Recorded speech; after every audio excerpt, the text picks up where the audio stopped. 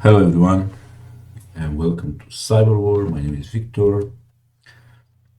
We are doing another advent of cyber.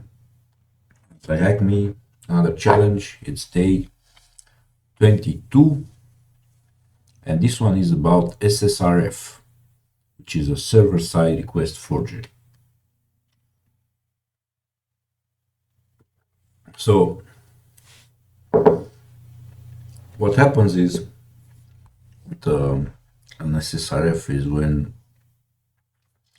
you manage to get the server to do the work for you. Like you find a way to tell the server to um, to contact, to interact with other entities, either in the internal network of the server or with other things online. So, and these are like various types. For example, a basic one where you can see the results, a blind one where you don't see them, but you can do like a time-based attack, or you can have a, or it can you can see the results later or something like that, or a semi-blind where you can observe some effects but not the direct effects.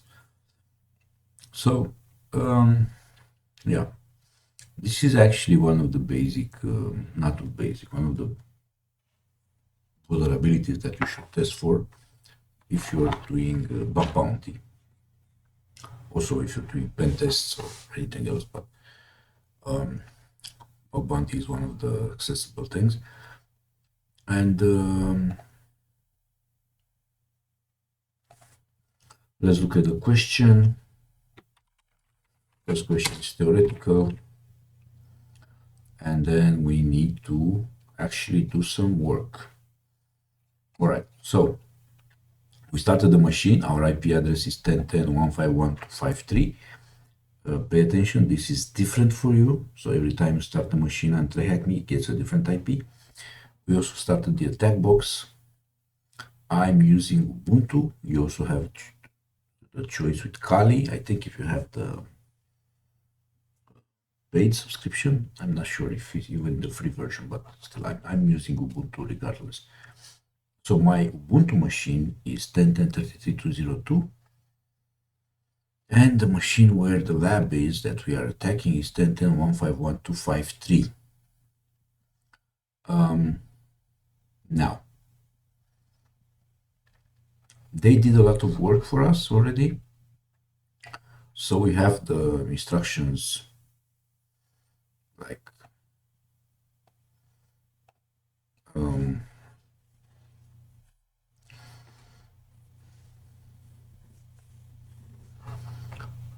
okay, I have the instructions here. They want us to use like the web, the URL part, but you could also just put in the IP. I'm not certain it should work. 1 second, please. Why is this not working? I'm gonna type it. I don't care at this point.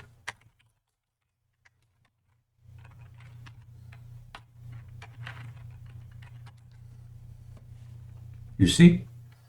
So you have the C2 already. The learning moment is this one where they have you to add this here so that you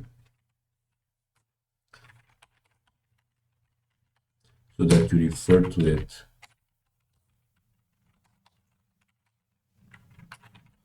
with the,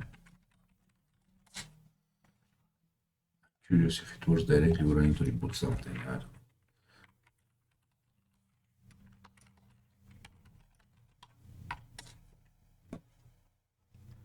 Oh,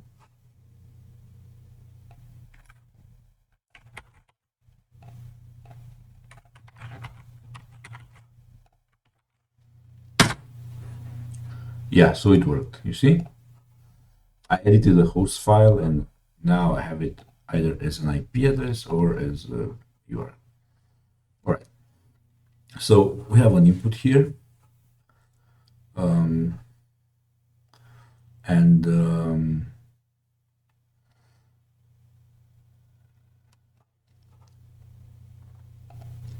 yeah, there's oh, what's this? Not that part. Ah, okay. So there's like a help and telling us how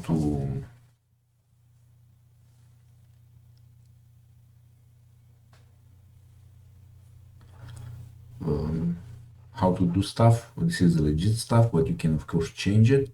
So they advise us to get the contents of the HTTP of the PHP file, which is behind the page. So you got the PHP file, right? And yeah, where is it? Here it is.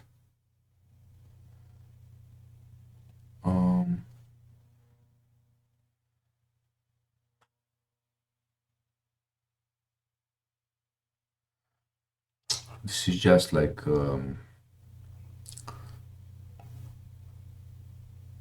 one of the things.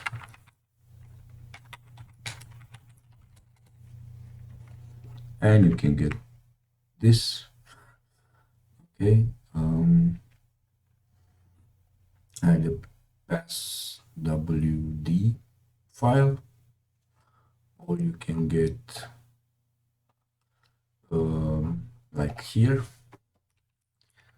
you get you can also get config, you see, username and password,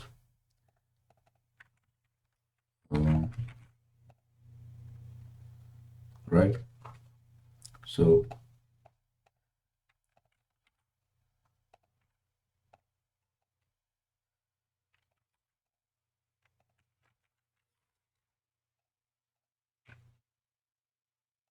and we're in, right? This is the flag.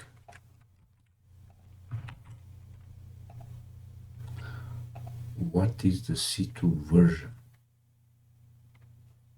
What? Ah, it's here, but I can't see it.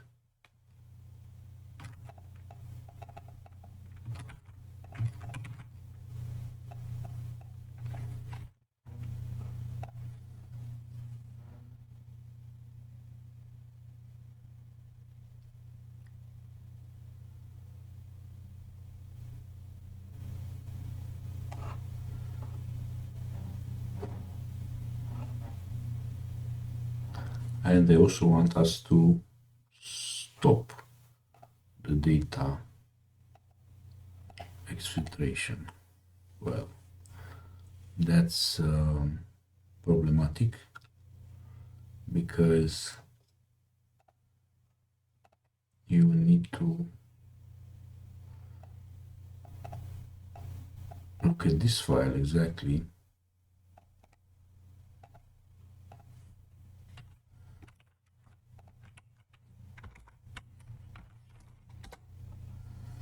So this is the file that you need to validate. Okay. So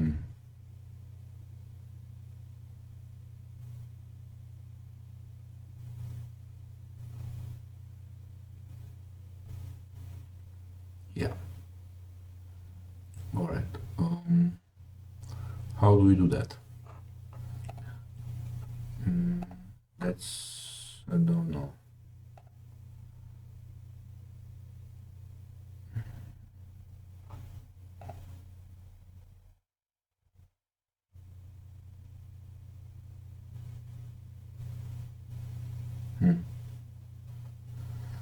So XKD computer get file. No.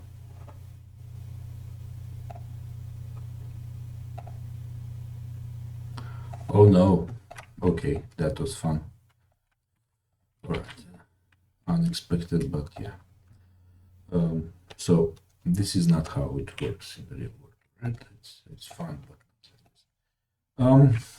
yeah. So we're at our 11 minutes mark.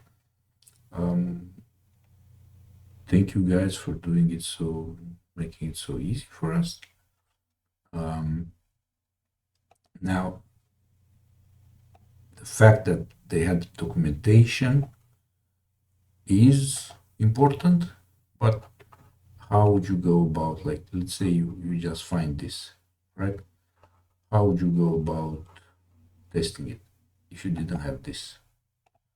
Like, it's complicated to, I don't even know if it's like, let's say you're running a brute forcer.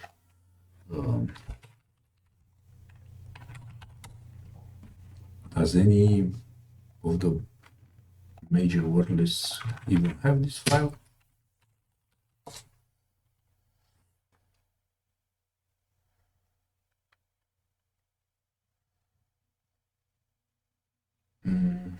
Yeah, okay, it's not the best way to search. So if not for this link, it would be a bit complicated, okay,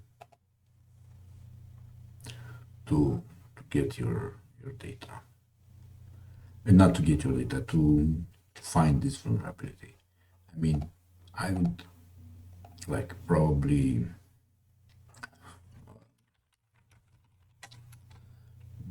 I don't know, a map. Right, let's say you always do that, it's a minus. You always scan for everything, and but a lot of times if you don't catch a break, it's hard to actually find the specific bug. Okay. One second. And also there's the, like, you would probably also run it through burp and test everything, like with some funny business in there. Yeah. What am I doing? 1 second. What? Closed and map. Okay, it doesn't matter. So, no, it's here. Later.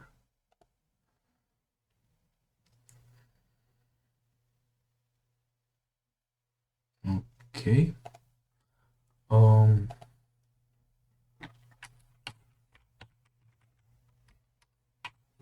Curious if I have FUF installed.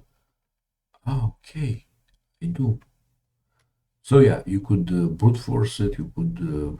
So the point would be to find this URL, okay, and then try parameters for it. If you would go in the wild and try to find this without this documentation, but it's a learning moment, teachable moment. You need to know that documentation is also important. So learn to look for documentation and find the bugs. Okay, right. So now we connected burp, proxy, remove intercept, sign in, for example, and here's burp. You see what we sent and what came back.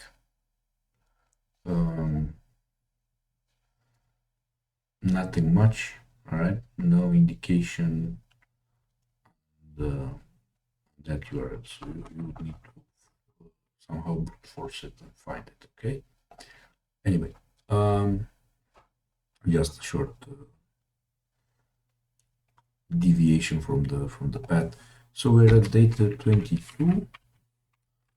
If you look at the channel, we have 21 videos so far. With this one, 22. So basically, we did all of them. It's not here. To this, you see all the. Didn't I put day 21 already? Or is not in the playlist? I'm surprised. Let's try videos. Yeah, it's day 21. Is it in the playlist? Or what's the problem?